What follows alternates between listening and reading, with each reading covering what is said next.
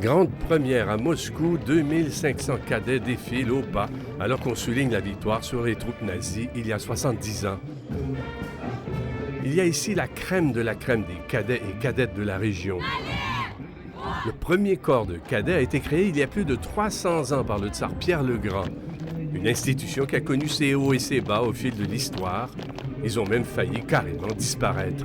Au début des années 90, avec le démantèlement de l'Union soviétique, on a pratiquement abandonné l'enseignement militaire et patriotique dans les écoles russes.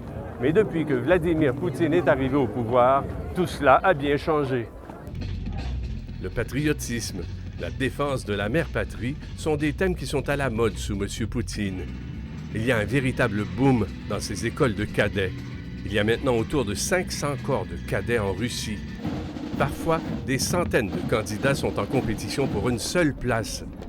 Pour les parents, c'est un avenir pratiquement assuré pour leurs enfants. Qui ne veut pas que son fils ait un boulot garanti, donc un salaire garanti? L'armée vous garantit pas mal de choses. La formation est très diversifiée. On apprend même à danser.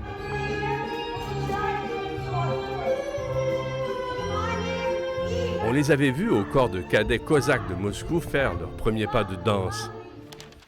Ils reçoivent une formation académique de haut niveau. Mais ils apprennent également le maniement des armes ou comment démonter une kalachnikov. On les initie et les endurcit au combat. Certains ont déjà une bonne idée de leur avenir. Pour Vladislav Zabaev, les jeunes cadets comme lui veulent tout faire pour éviter un démembrement de la Russie, comme ce qui se passe en Ukraine en ce moment. Selon Yegor Shakreslanov, les Américains n'aiment pas la Russie mais n'osent pas l'attaquer à cause de sa puissance. Nous allons encore la démontrer, cette puissance, au défilé du 9 mai sur la place rouge, dit-il.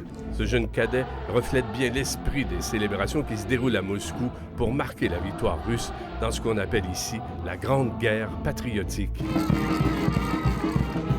Ici Raymond Saint-Pierre, Radio-Canada, à Moscou.